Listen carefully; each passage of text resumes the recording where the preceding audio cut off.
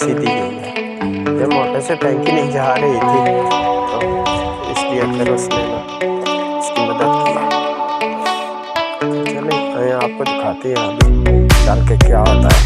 आज मेरा ख्याल है किसी किसी के साथ आ रही हैं, ये नहीं कि नहीं आ रही हैं। ये देखिए जैसे इस बंदे ने पकड़